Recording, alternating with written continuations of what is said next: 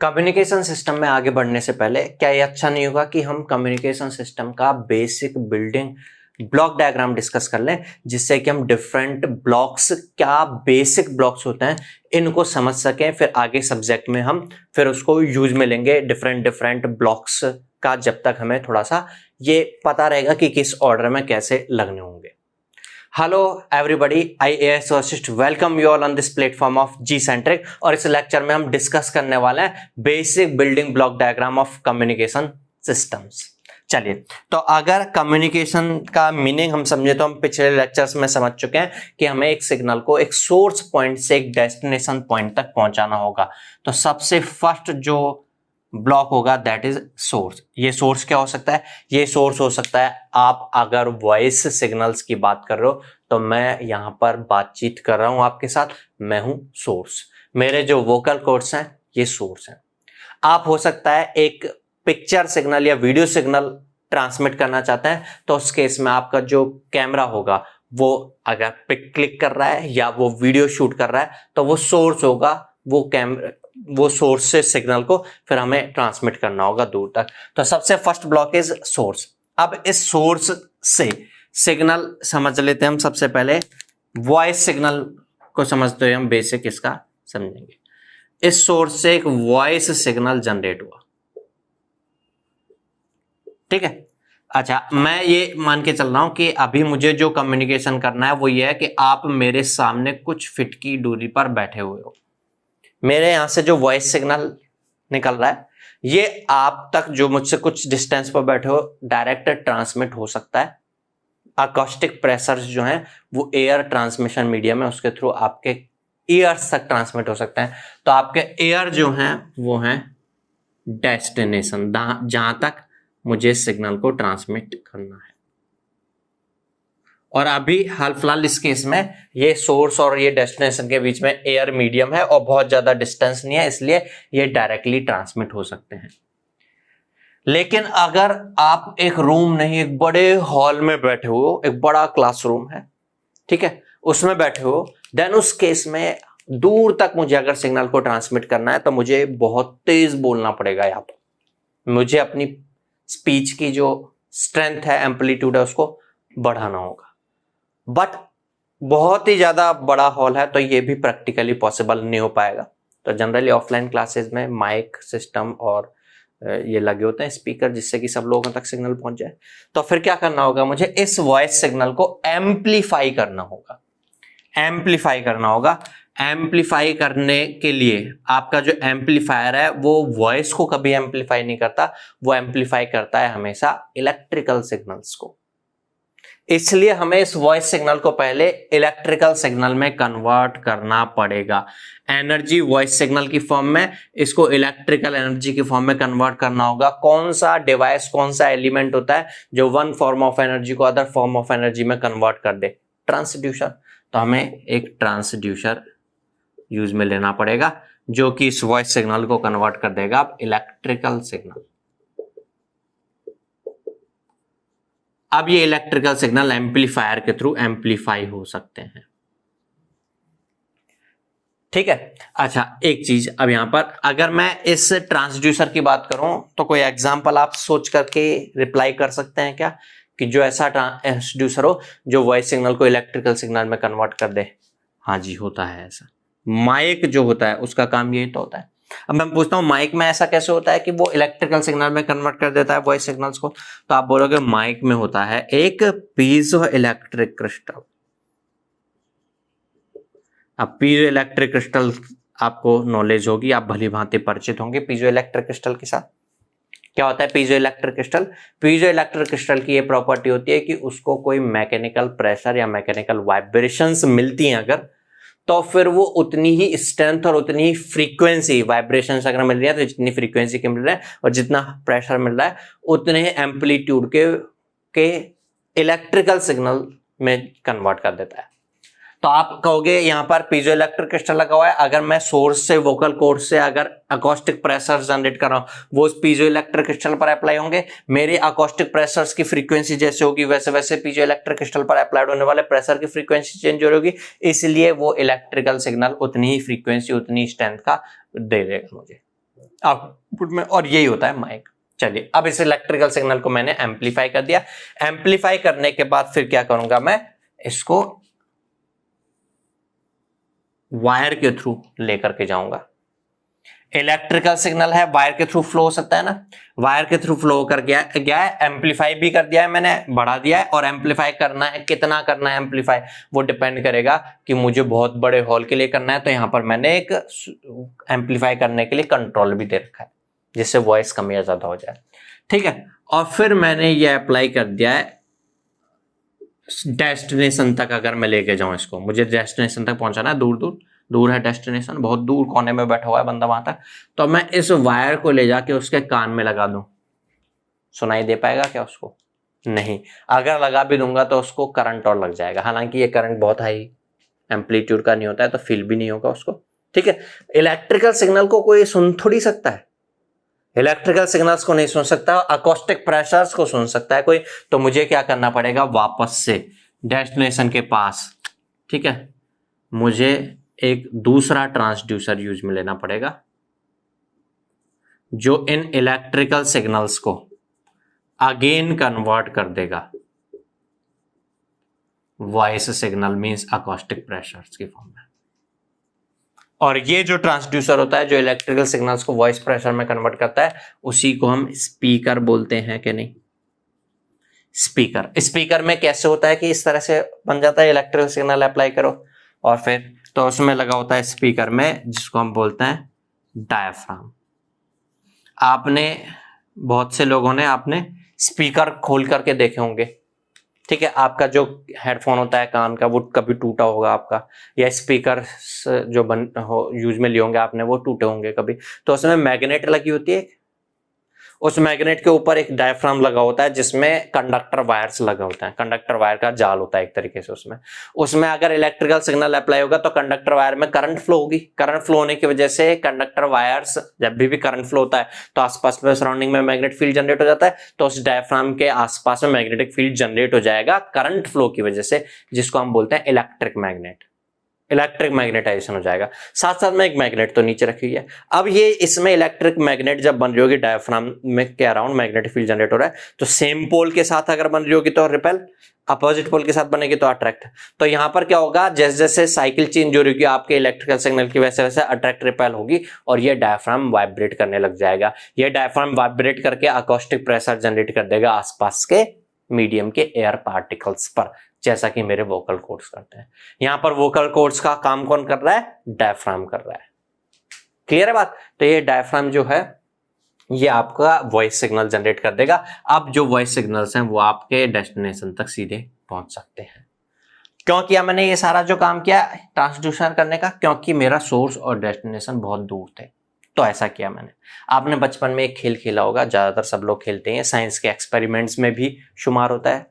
सारे किसी भी बोर्ड, किसी भी स्टेट के जो साइंस होती है 5-6 क्लास तक, तो उसमें शायद ये एक्सपेरिमेंट आपने पढ़ा होगा कि आपको अगर वॉइस को पहुंचाना है दूर तक, तो एक इस तरीके से कुछ ऐसा लीजिए, और ऐसा ही कोई दूसरा एक ये लेना है और दूसरा बंदा भी लेकर खड़ा हो जाएगा, वो कान में लगा के और मैं ये मुंह पे लगा के।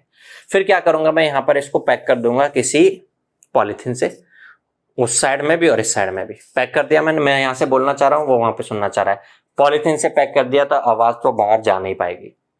फिर क्या करता हूं मैं, यहाँ पर एक डोरी, जिसको आप थ्रेड बोलते हैं, वो थ्रेड से कनेक्ट कर देता हूं उसको, और फिर दोनों टाइट पोजीशन पे आ जाते हैं थ्रेड। अब मैं यहाँ पर बोलूंगा तो क्या होगा, वो थ्रेड वाइब्रेट करेगी और वो वाइब्रेशंस थ्रेड में, वो टाइट है, ऐसा नहीं कि लटकी हुई है, झूल रही है, तो फिर उस केस में वहां तक पहुंचेगा, वाइब्रेशंस वहां तक पहुंचेगा, उसके कान में सुनाई देगा। क्या होगा ना एक्सपेरिमेंट।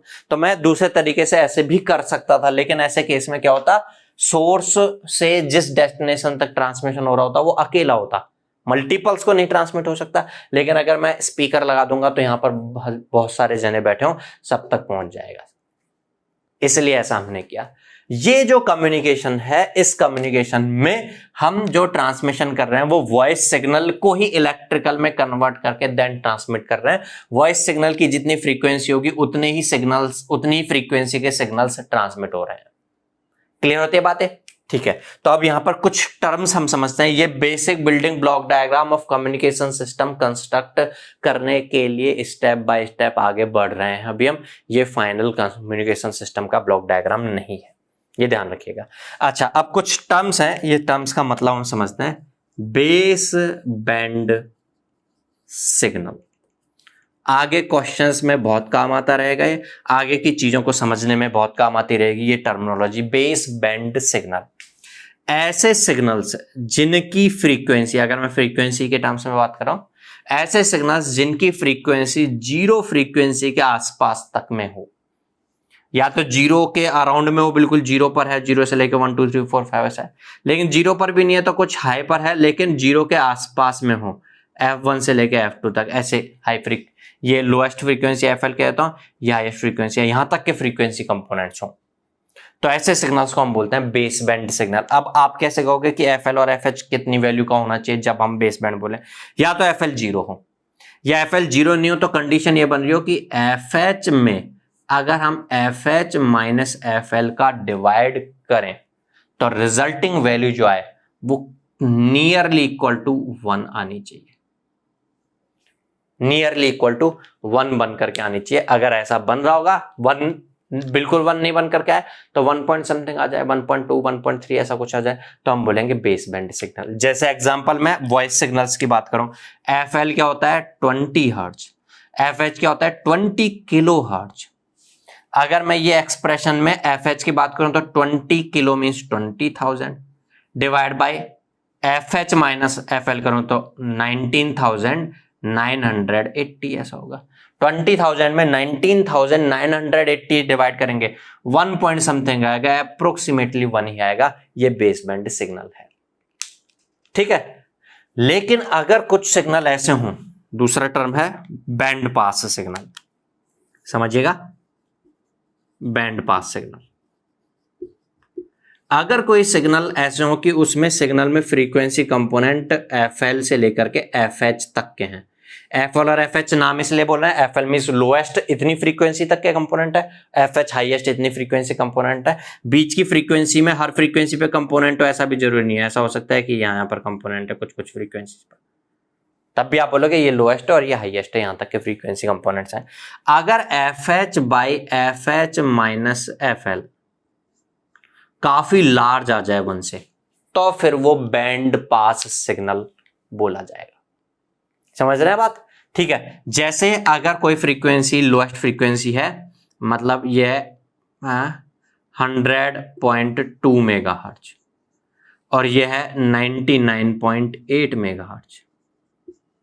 अगर आप FH मीन्स 100.2 मेगा में डिवाइड नहीं FL नहीं करना बल्कि FH माइनस FL करना है, FH माइनस FL डिवाइड करेंगे 100.2 माइनस 99.8 मीन्स 0.4 मेगाहर्ट्ज।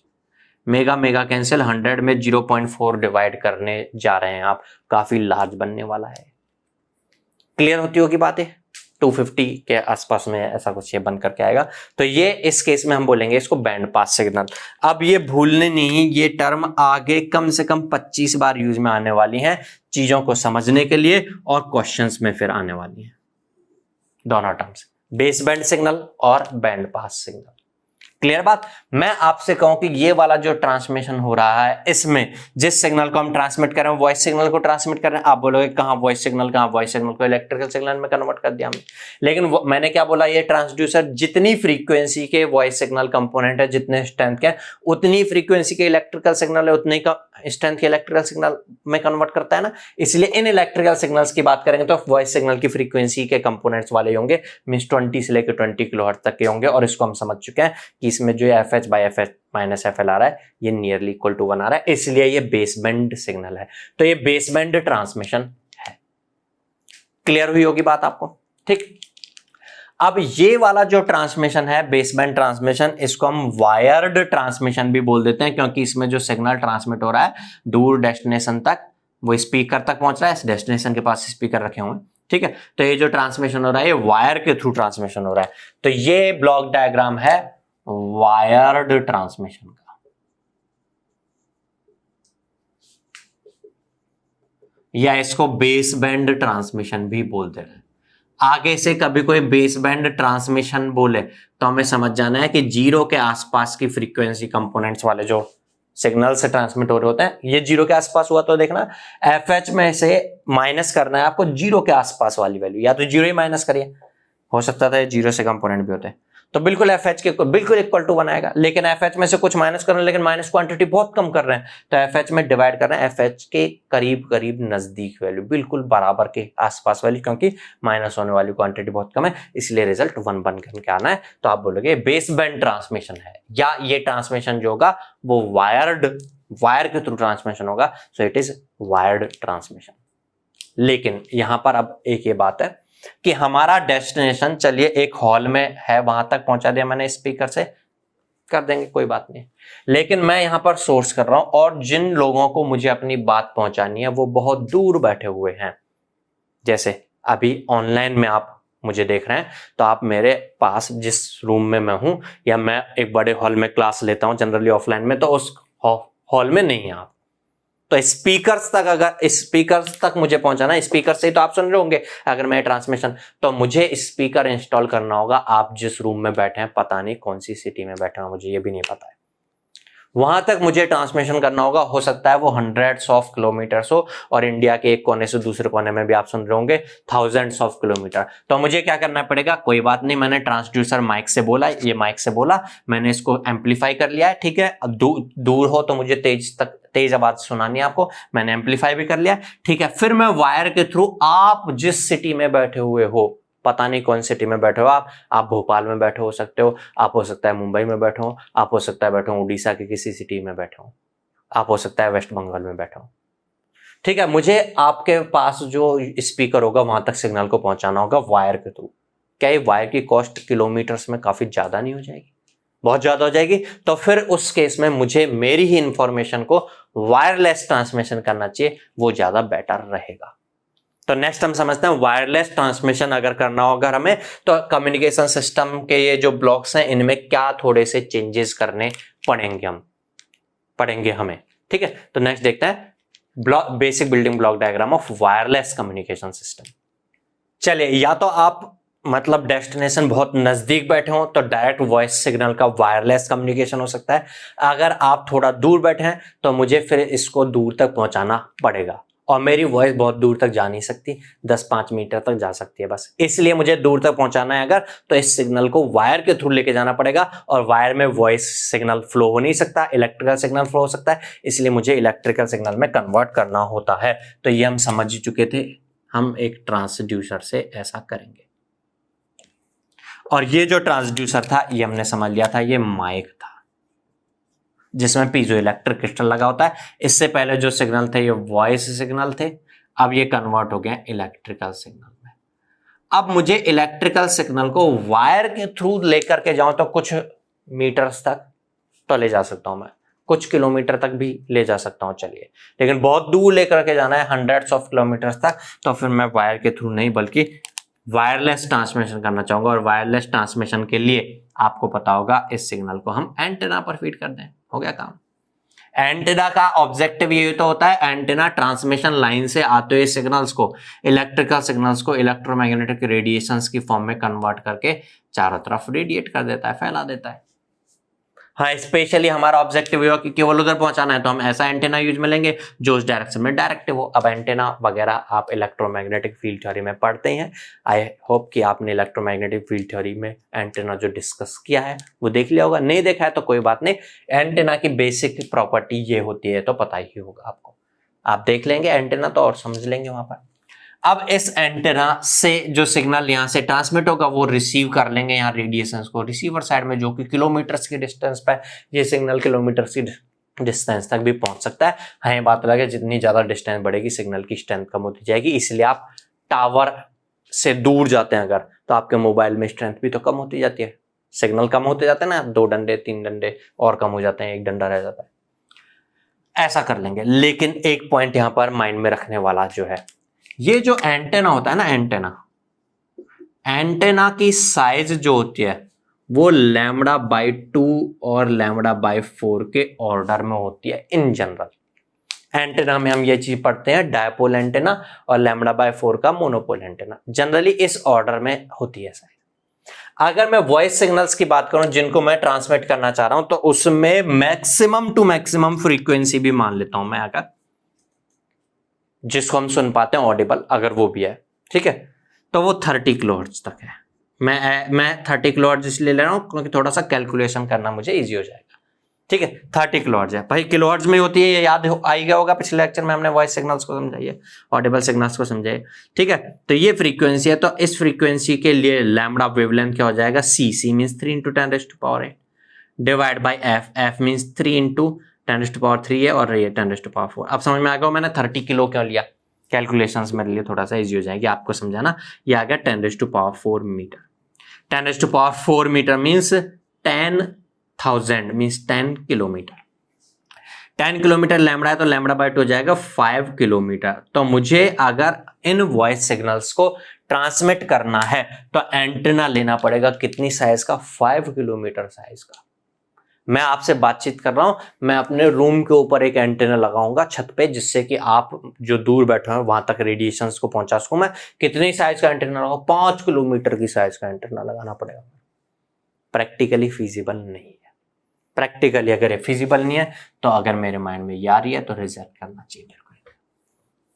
भाई मुझे अगर वॉइस सिग्नल्स को वायरलेस ट्रांसमिशन करना है तो एंटेना पे फीड करना ही करना पड़ेगा। एंटेना ही तो वायरलेस रेडिएशंस करता है, वायर मतलब फ्री स्पेस के थ्रू कम्युनिकेशन करवाने के लिए।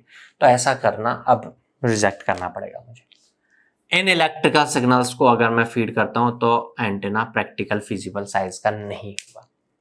तो फिर क्या करना पड़ेगा मुझे, इन इलेक्ट्रिकल सिग्नल्स में जो इंफॉर्मेशन जो मैं बोल रहा हूं, जो बातचीत कर रहा हूं, वही है ना, इंफॉर्मेशन वही रखनी है, लेकिन मुझे इन इलेक्ट्रिकल सिग्नल्स को हाई फ्रीक्वेंसी में ट्रांसलेट करना है।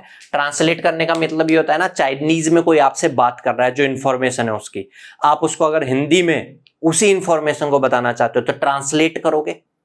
लैंग्वेज चेंज हो गई लेकिन इंफॉर्मेशन सेम है। सेम यहां पर ऐसा है, इंफॉर्मेशन सेम रहेगी लेकिन फ्रीक्वेंसी ज्यादा हो जानी चाहिए। यहां से ये समझ में आएगा, अगर हमें प्रैक्टिकल साइज का एंटेना रखना है तो मुझे इस फ्रीक्वेंसी को बढ़ाना चाहिए। फ्रीक्वेंसी को बढ़ाऊंगा तो ये लैम्बडा कम होगा, तो λ/2 अपने आप से प्रैक्टिकल साइज का जितना हम एंटेना बना सकते हैं उतना बन करके आएगा, ठीक है। तो मैं अब क्या करूंगा, इसके लिए हाई फ्रीक्वेंसी से लो फ्रीक्वेंसी से हाई फ्रीक्वेंसी में ट्रांसलेट करूंगा। इस ट्रांसलेशन की प्रोसेस को बोलते हैं मॉड्यूलेशन। अब आपको याद आ रहा होगा, हमने जब सिलेबस डिस्कस किया था फर्स्ट लेक्चर में तो बताया था मैंने आपको, amplitude modulation, phase modulation, frequency modulation, वही है ये मॉड्यूलेशन। ये डिफरेंट टाइप के होते हैं। एनालॉग कम्युनिकेशन में अलग अलग टाइप के होते हैं। डिजिटल कम्युनिकेशन मतलब हमें इंफॉर्मेशन 0101 की फॉर्म में भेजनी हो तो अलग अलग टाइप के होते हैं। ये बेसिक ब्लॉक है। अब इसमें हम जो हमें अच्छा लगेगा, जिस हिसाब से जो बेटर होता है उस हिसाब से सोचेंगे। वो आगे पढ़ करके हमें समझ में आएगा कौन किस हिसाब से एडवांटेजेस है, किस हिसाब से डिसएडवांटेजेस है, तो वो मॉड्यूलेशन पर्टिकुलर हम यूज में लेंगे। इस मॉड्यूलेशन के बाद अब सेम इंफॉर्मेशन सिग्नल से इलेक्ट्रिकल थे, इलेक्ट्रिकल ही रहेंगे अभी भी ये सिग्नल, बट हाई फ्रीक्वेंसी में ट्रांसलेट हो जाएंगे। तो आपसे कोई मॉड्यूलेशन की डेफिनेशन पूछे तो आप लिख सकते हैं, बता सकते हैं, modulation is the process of translation of some message signal from low frequency to high frequency. अच्छा, तो इस मॉड्यूलेटर, ये मॉड्यूलेटर बोलूंगा, modulation is the process. Modulator पर जो सिग्नल फीड हो रहा है वो तो मैसेज सिग्नल है, मैसेज का इलेक्ट्रिकल में कन्वर्ट है ना, तो ये मैसेज सिग्नल है जो कि लो फ्रीक्वेंसी सिग्नल है, इसलिए इसको बेस बैंड बोलना चाहिए। समझा था ना हमने, वॉइस सिग्नल जो होता है वो तो बेस बैंड सिग्नल होता है, इसको बेस बैंड सिग्नल बोलना चाहिए। और ये बेस बैंड सिग्नल का मॉड्यूलेशन होने वाला है, इसका मॉड्यूलेशन होने वाला है। मॉड्यूलेशन इज द ट्रांसलेशन, इसका ट्रांसलेशन होने वाला है। अच्छा, जिसका मॉड्यूलेशन होने जा रहा है, which is going to be modulated, which is going ing, इसलिए इसको हम बोल देंगे it is modulating, जिसका मॉड्यूलेशन होने वाला है, मॉड्यूलेटिंग सिग्नल। मैसेज सिग्नल को आगे से कभी कोई बेस बैंड सिग्नल बोल दे या मॉड्यूलेटिंग सिग्नल बोल दे, एक ही बात है। मॉड्यूलेशन कैसे, कौन से मॉड्यूलेशन से कैसे हाई फ्रीक्वेंसी में कन्वर्ट होगा वो आगे की बात है, वो हम समझने वाला है। ठीक है, मॉड्यूलेशन होने के बाद अब ये हाई फ्रीक्वेंसी में कन्वर्ट हो जाएगा। ओरिजिनल मैसेज सिग्नल अब कन्वर्ट हो गया है, अब मॉड्यूलेट हो गया है, which has been done modulated, which has been done modulate means modulated. तो आप बोलोगे इसको ये मॉड्यूलेटेड सिग्नल है जिसका मॉड्यूलेशन हो चुका है। अब ये मॉड्यूलेटेड सिग्नल जो है ये हाई फ्रीक्वेंसी का सिग्नल है, इसलिए प्रैक्टिकल साइज के एंटीना पर इसको फीड किया जा सकता है। तो हमारा मॉड्यूलेशन ऐसा होगा कि ये मेगाहर्ट्ज में कन्वर्ट हो जाए, मेगाहर्ट्ज में भी हंड्रेड्स ऑफ मेगाहर्ट्ज में कन्वर्ट हो जाए। मेगा मींस 10⁻⁶ और हंड्रेड्स ऑफ 10⁻² आएगा, 10⁸ ऑर्डर का ही आएगा, कैंसिल आउट होकर के वे समथिंग पर्टिकुलर मीटर्स में आ जाएगा, 2 मीटर, 5 मीटर, 10 मीटर ऐसा कुछ, उसका हाफ करके आप उतनी साइज का एंटीना प्रैक्टिकली यूज में ले सकते हैं। तो अब यहाँ पे प्रैक्टिकल फिजिबल हो पाएगा मॉड्यूलेशन पॉसिबल, मॉड्यूलेशन प्रोसेस होने के बाद। अब यहाँ से जो रेडिएशंस होंगे दूर कहीं पर रिसीवर एंटीना से इनको हम रिसीव करेंगे। अच्छा, रिसीवर एंटीना रिसीव करेगा कौन से सिग्नल्स को, जो कि इसने रेडिएट किया। इसने रेडिएट किया कौन से सिग्नल, जो कि इसको फीड किया गया है। इसको फीड किया गया कौन से signal, modulated signal means low frequency या high frequency, high frequency signal. इसलिए हाई फ्रीक्वेंसी सिग्नल्स इसने रेडिएट किए, ये रिसीव भी करेगा high frequency signal. High frequency जो इलेक्ट्रोमैग्नेटिक रेडिएशंस हैं उनको ये कन्वर्ट कर देगा इलेक्ट्रिकल सिग्नल में, लेकिन हाई फ्रीक्वेंसी। मैंने आपको बताया था पिछले लेक्चर में कि जो हम सुन सकते हैं वो मैक्सिमम 30 किलोहर्ट्ज तक बहुत जोर लगा के सुने तो सुनाई देगा। बाकी जनरली जो बातचीत में हम फ्रीक्वेंसी मैक्सिमम जो हो रही होती है वो 20 किलोहर्ट्ज तक ही होती है। बट यहां पर ये मेगाहर्ट्ज में सिग्नल रिसीव हो रहा होगा। क्या हम इसको सुन सकते हैं? अगर आप कहो कि हाँ सुन लेंगे, चलिए इलेक्ट्रिकल सिग्नल है, इसको स्पीकर पे लगा दो सुन लेंगे। स्पीकर पे लगाएंगे, बिल्कुल सही बात है। स्पीकर का जो डायफ्राम होता है वो बिल्कुल वाइब्रेट करेगा, बिल्कुल, क्योंकि वाइब्रेट करने वाला है इसलिए क्योंकि उस पर जो सिग्नल फीड हो रहा है वो इलेक्ट्रिकल सिग्नल है। इसकी वजह से उसके इलेक्ट्रिकल वायर्स का जो जाल बिछा हुआ है उसमें मैग्नेटिक फील्ड जनरेट होना है, वो वाइब्रेट करना है। लेकिन वाइब्रेशंस की फ्रीक्वेंसी कितनी होगी, मेगाहर्ट्ज में होगी। उसकी वजह से जो अकॉस्टिक प्रेशर जनरेट होंगे मेगाहर्ट्ज में, उनको हम सुन नहीं सकते, that are not audible for us. इसलिए पहले हमें क्या करना पड़ेगा, उन हाई फ्रीक्वेंसी सिग्नल्स को लो फ्रीक्वेंसी सिग्नल्स में कन्वर्ट करना होगा। हाई फ्रीक्वेंसी सिग्नल्स को लो फ्रीक्वेंसी में कन्वर्ट करना मींस ट्रांसलेट करना, मैसेज वही रहना है, मैसेज यहीं पर वही है, ट्रांसलेट करना है अब हाई से लो में। तो इसको हम बोल देते हैं रिवर्स प्रोसेस है मॉड्यूलेशन का, डीमॉड्यूलेटर से ऐसा होगा, डीमॉड्यूलेटर से डीमॉड्यूलेशन प्रोसेस होगा। तो डीमॉड्यूलेशन को आपसे कोई पूछे तो आप डिफाइन कर सकते हो, demodulation is the decoding of message from the received signal. Received signal से मैसेज को डिकोड करना है, वहां पर हमने कोड कर दिया है। जैसे अगर मैं हिंदी में बातचीत करता हूं आपसे, लेकिन इंग्लिश में कोई इसी चीज को ट्रांसलेट करे तो इंग्लिश का कोड जानने वाले, इंग्लिश लैंग्वेज को के जानकार जो हैं वो तो समझ जाएंगे। अगर हम इंग्लिश नहीं जानते हैं तो हमारे लिए वो क्या होगा, कोड पता नहीं कौन सी कोड लैंग्वेज में बात कर रहे हैं। हालांकि हम तो इंग्लिश जानते हैं सब लोग, ठीक है, लेकिन चाइनीज में बात कर रहे हैं तो हमें ऐसा लगा कि किसी कोडिंग में बात कर रहे हैं, कोडिंग लैंग्वेज में बात कर रहे हैं, ठीक है, तो हम कहेंगे कोडेड हो गया एक तरीके से। Modulation is the process of coding, एक तरह से कोड कर दिया हमने। बट कैसे कोड किया हमने, इन्फॉर्मेशन सेम है, हाई फ्रीक्वेंसी पर कोड कर दिया। यहां पर हम वापस से उल्टा काम कर रहे हैं, मींस डिकोड कर रहे हैं। तो डीमॉड्यूलेशन, मॉड्यूलेशन का अपोजिट, कोडिंग का अपोजिट भी समझ सकते हो आप, डिकोडिंग कर रहे हैं हम यहाँ पर। अब ये लो फ्रीक्वेंसी प्रैक्टिकल जो हमारी मैसेज सिग्नल की होती है उसमें डिकोड हो जाएगा, ठीक है। अब हम मॉड्यूलेशन कौन सा यूज में ले रहे हैं उस पर डिपेंड करेगा डीमॉड्यूलेशन कैसे करना है, तो आगे हम डिफरेंट मॉड्यूलेशन समझने वाले हैं तो चीजें क्लियर होने वाली हैं। अब हम इसको स्पीकर पर फीड करेंगे। स्पीकर पर अब ये लो फ्रीक्वेंसी का सिग्नल फीड हो रहा है, इसलिए स्पीकर वॉइस सिग्नल में कन्वर्ट करके हमारे डेस्टिनेशन तक पहुंच जाएंगे। तो ये था basic building block diagram of wireless communication system. यहां पे वायरलेस कम्युनिकेशन हो रहा है और इस वायरलेस कम्युनिकेशन में हो क्या रहा है ध्यान से देखना एक बार। हमारा जो मैसेज सिग्नल था वो लो फ्रीक्वेंसी पर था, 0 के आसपास में फ्रीक्वेंसी थी। समझने के लिए एक बार ये बना दे रहा हूं, आगे जाके मैं ये भी समझाऊंगा कि हम ये शेप ये वाली क्यों ले रहे हैं और कोई सी और कौन कौन सी ले सकते हैं। तब तक हमें नॉलेज नहीं है, बस इतना नॉलेज हमें कि 0 फ्रीक्वेंसी के आसपास फ्रीक्वेंसी के कंपोनेंट्स होते हैं मैसेज सिग्नल में, ये मैसेज में। आप इसका मॉड्यूलेशन कर देते हो तो क्या होता है, इंफॉर्मेशन सेम रहती है। इंफॉर्मेशन सेम रहने का मतलब शेप सेम रहनी चाहिए। अब आपके माइंड में क्वेश्चन आ रहा होगा, हम तो जीरो से लेकर कुछ बात करते हैं, नेगेटिव क्यों कर दी? सब चीजें बेसिक हैं, अभी हम समझने वाले हैं, ठीक है आगे। ठीक है, जब इसको हाई फ्रीक्वेंसी में ट्रांसलेट करेंगे, ट्रांसलेट करना मतलब इंफॉर्मेशन सेम मतलब ऐसा नहीं होगा कि ये शेप ऐसे नहीं, अगर ऐसे चेंज कर रहे हो आप तो इसका मतलब इंफॉर्मेशन चेंज कर दी। इंफॉर्मेशन सेम रखनी है तो आप कहोगे इसको हाई फ्रीक्वेंसी पर, जीरो के बजाय हाई फ्रीक्वेंसी पर ट्रांसलेट कर देंगे, ये बहुत हाई फ्रीक्वेंसी है। और ऐसा ही नेगेटिव साइड में भी आता है, क्यों आता है ये सब आगे की बात है, अभी मैं नहीं डिस्कस कर रहा हूं, आगे समझेंगे हम। ये हाई फ्रीक्वेंसी में कन्वर्ट हो गया है सिग्नल, ठीक है।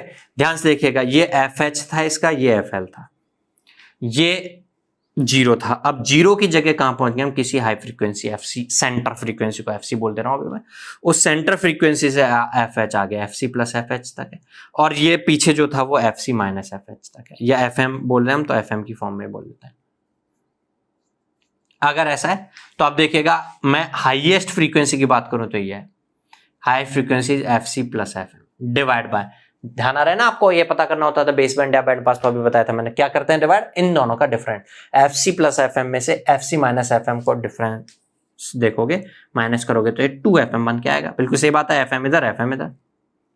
और FC बहुत हाई है जिसपे हमने कन्वर्ट किया, ये किलोहर्ट्ज में, वो मेगाहर्ट्ज में, 100 गुने तक में, 1000 गुने तक, सॉरी किलो का मेगा कह रहा हूं, 1000 गुने तक है। तो ये जब इसका 1000 गुना है तो ये बहुत ही कम वैल्यू डिवाइड हो रही है इसका, 1000 गुने में थोड़ा सा ही ऐड तो कर ही रहे हो, जितना ऐड करो बस उसका डबल ही डिवाइड कर रहे हो, तो ये बहुत लार्ज होगा, वेरी वेरी लार्जर देन 1 होगा, इसलिए बैंड पास सिग्नल होगा। इसलिए हम वायरलेस कम्युनिकेशन बोल सकते हैं इसको, या बैंड पास कम्युनिकेशन बोल सकते हैं।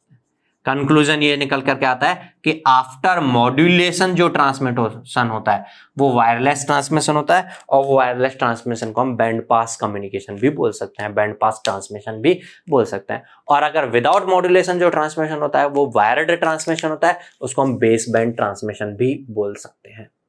क्लियर बात? जो चीजें हमने यहां पर समझी, एक बार उनको आप नोट्स बनाने के पॉइंट ऑफ व्यू से मैं बता दे रहा हूं, समझ लिया हमने, वो आप नोट्स बना लीजिएगा। तो जो चीजें हमने इस लेक्चर में समझी आप उसके नोट्स बना सकते हैं। आप यहाँ से एक बार मैं वापस एक्सप्लेन कर देता हूँ। हमने ये समझ लिया बेस बैंड या वायर्ड कम्युनिकेशन सिस्टम का ब्लॉक डायग्राम, हर एक ब्लॉक का क्या इंपॉर्टेंस है, क्लियर है ना हमें।